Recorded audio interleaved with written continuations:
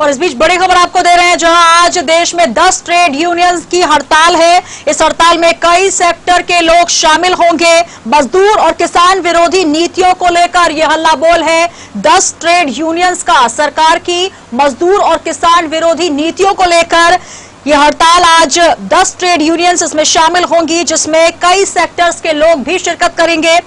हड़ताल में बड़ी संख्या में लोगों के शामिल होने की उम्मीद जताई जा रही है। संयुक्त ट्रेड यूनियन की अगुवाई में यह हड़ताल, तो आज एक बड़ी हड़ताल है। देश के कोने कोने से यहां पर 10 ट्रेड यूनियंस के लोग इकट्ठा होंगे। हड़ताल में कई सेक्टर के लोग भी शामिल होंगे और सरकार की नीतियों के खिलाफ, केंद्र सरकार की नीतियों के खिलाफ यह हल्ला बोल है। मजदूर किसान विरोधी नीतियों को लेकर एकजुट होंगे 10 ट्रेड यूनियंस और करेंगे हड़ताल। और हमारे साथ हमारी सहयोगी निधि प्रसाद जुड़ रही है। निधि, लगातार जब से केंद्र का कृषि कानून आया उसके बाद से एक सुर मुखर होने लगे कि केंद्र सरकार जो है किसान विरोधी हो गई है और अब एक बड़ा आंदोलन देखने को मिल रहा है। क्या कुछ है अभी इसको लेकर अपडेट्स?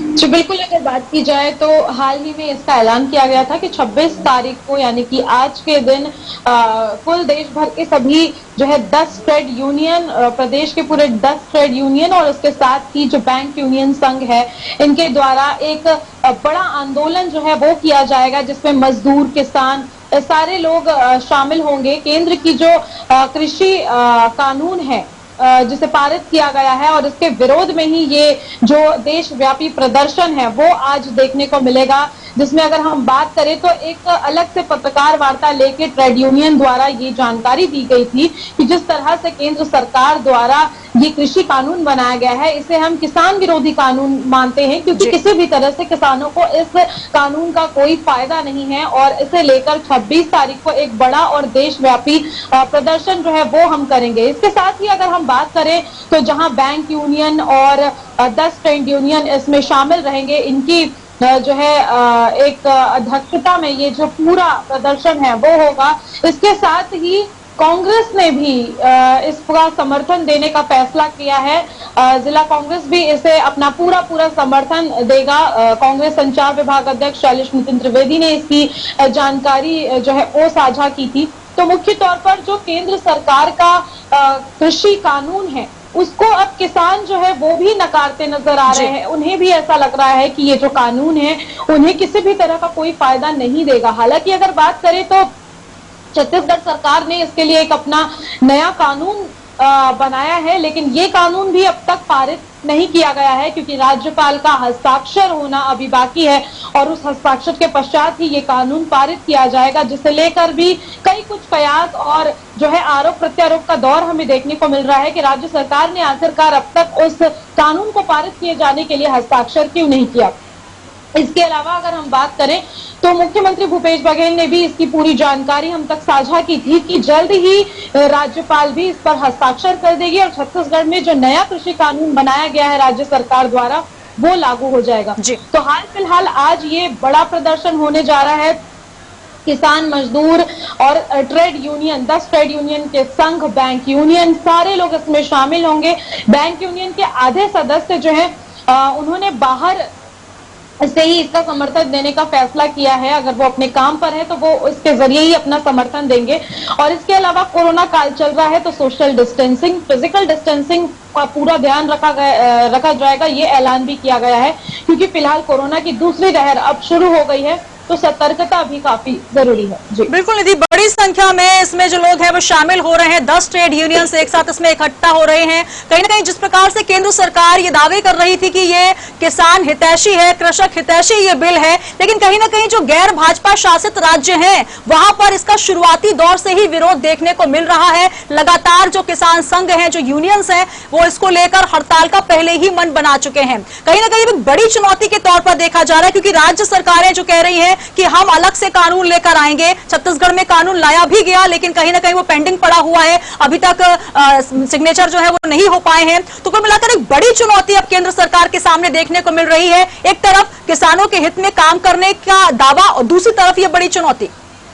जी बिल्कुल सुनीता, चुनौती काफी बड़ी है, क्योंकि केंद्र सरकार की ये जो नीति है, ये जो कृषि कानून है, उसे अब मानने से किसानों ने भी इनकार कर दिया है, क्योंकि जिसके लिए ये कानून बनाया गया है, जिनके हितों को ध्यान में रखते हुए केंद्र सरकार ने ये कानून बनाया है कि किसानों को इससे फायदा होगा, अब वो ही किसान और मजदूर अब सड़क पर उतरने पर मजबूर हो गए हैं इस केंद्र कृषि कानून के विरोध में। तो एक बड़ी चुनौती केंद्र सरकार को देखने मिल रही है, क्योंकि इसका विरोध पहले केवल जो ऐसे राज्य हैं जहां कांग्रेस की सरकार है वो राज्य कर रहे थे, लेकिन अब कांग्रेस के अलावा जो किसान और मजदूर हैं जिनके लिए ये कानून बनाया गया है वो भी अब इसका विरोध करते नजर आ रहे हैं। तो मुख्य बात जो है वो ये है कि जिसके लिए कानून लागू किया गया है उस कानून से जब वो इंसान या फिर वो व्यक्ति ही खुश नहीं है तो ये कानून किसी काम का नहीं रह जाएगा केंद्र के लिए। तो ये सारी चीजें एक बड़ी चुनौती केंद्र के सामने प्रदर्शित होती नजर आ रही है। हालांकि जो छत्तीसगढ़ में कानून पारित किया गया है उस पर अभी हस्ताक्षर राज्यपाल ने नहीं किया है,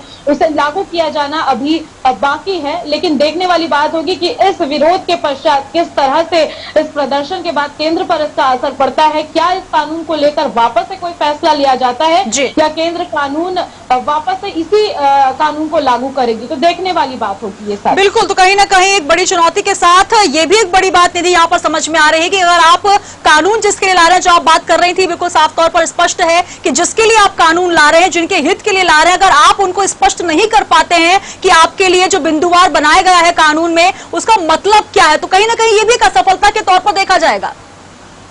जी बिल्कुल, अगर बात की जाएगी तो जिसके लिए ये कानून लाया जा रहा है उन्हें ही इसका स्पष्टीकरण नहीं दिया पा रहा है या फिर वो इसे समझ नहीं पा रहे हैं, क्योंकि लगातार केंद्र यही कह रही है कि इस कानून में चाहे वो कॉन्ट्रैक्ट फार्मिंग हो, चाहे वो निजीकरण हो, किसानों का इससे हित होगा। लेकिन किसानों का यही कहना है कि मुख्य तौर पर ये जो प्रदर्शन किया जा रहा है वो निजीकरण को लेकर ये मुख्य प्रदर्शन है। उनका यही कहना है कि अगर निजीकरण कर दिया जाएगा, किसी एक कंपनी को सारी चीजें सौंप दी जाएगी तो उसमें हमें केवल और केवल नुकसान होगा। कॉन्ट्रैक्ट फार्मिंग की अगर बात कहेगी तो कल को हमारी जमीन जो है उनसे छिन जा सकती है। तो ये सारा जो डर और भय है वो किसानों को लगातार सता रहा है, जिसके विरोध में ही ये लगातार इस कृषि कानून का विरोध अब तक कर रहे हैं। और अब तक किसानों की अगर बात करें तो वो इसे एक्सेप्ट नहीं कर पाई है। ये केंद्रीय कानून केवल और केवल किसानों के लिए नुकसानदेह है, ऐसा किसान और मजदूरों का भी कहना है। तो कांग्रेस के साथ साथ अब किसान भी इस कानून का विरोध करते नजर आ रहे हैं। फिलहाल आज का जो प्रदर्शन है काफी उग्र और बड़ा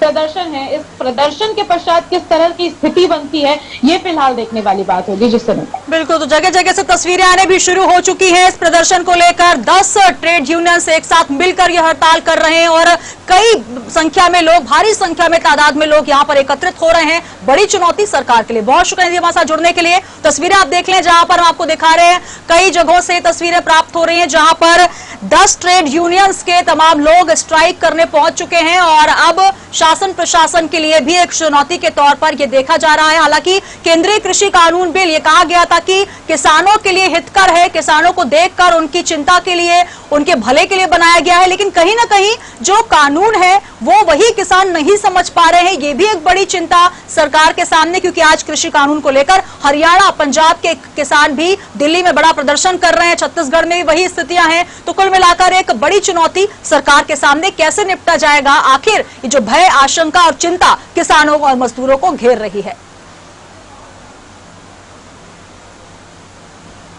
और इसी के साथ ही इस बुलेटिन में इतना ही। दीजिए इजाजत, लेकिन चलते चलते एक